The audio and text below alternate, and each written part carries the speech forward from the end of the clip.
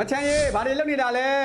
အတီးအစ်စ်တွေဝယ်လာပြီးတော့မှထိမ့်သိမ့်မလို့လေချမ်းကိုတယောက်မေးထားတာရှိတယ်အတီးအစ်စ်တွေကိုတဲ့အတီးဖြော်ရည်ရောင်းနေတဲ့တူအတီးအစ်စ်တွေကိုဝယ်လာပြီးရင်ဘယ်လိုမျိုးထိမ့်သိမ့်ရလဲရေရှည်ထားခံအောင်တိတ်ပြီးတော့မှပုတ်မလွယ်အောင်ပေါ့အဲ့တော့ထိမ့်သိမ့်နည်းလေးကိုတခါတည်းလုပ်ပြသွားပြီးမယ်ဘယ်လိုထိမ့်သိမ့်ရလဲဆိုတာသွားကြည့်ကြမယ်လားဒါကတော့ဆေးဖို့ပုံမှန်ရေတန့်ထဲကိုစားနှင်းငယ်ထည့်မယ်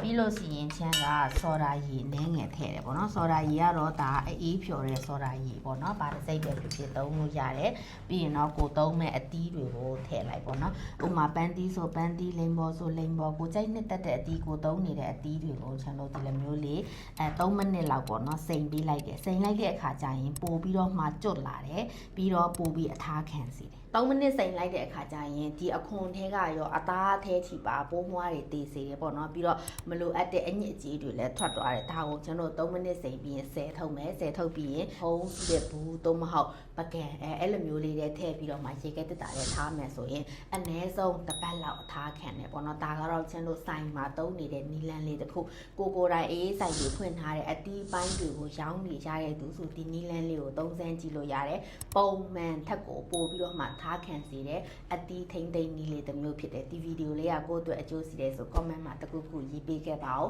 နောက်ထပ်သိချင်တဲ့အရာလေးတွေလည်းရေးပေးခဲ့လို့ရတယ်ဒါကတော့အတီးထိမ့်သိမ့်နီးတစ်မျိုးလေးဖြစ်တယ်တကယ်လို့အတီးအစ်စ်ပိုင်းတွေကိုလည်းကိုကဆိုင်မှာတင်ရောင်းချင်တဲ့အတီးအစ်စ်အမျိုးဖြော်တက်ချင်တယ်ဆိုရင်ချမ်းမှာအတီးအစ်စ် natural ဖြော်နီးလေးတွေပေါ့နော်တင်ထားပေးတဲ့ဖြော်နီး16မျိုးတင်နှန်းစီတဲ့ online class လေးပုံမှန်တင်နှန်းကြီးကတော့2,900ဒီဗီဒီယိုကနေအသက်သူ3ဦးအတွင်းကိုကျွန်တော်အထူးကြီး3,900နဲ့ online class လေးတက်ခွင့်ရသွားမယ်အဲ့တော့ screenshot ပြီးတော့အဲ့လိုရတယ်လို့အသေးစိတ်ကိုလည်း message မှာတော့မေးလို့ရရအောင်လို့ကြည့်စုပါ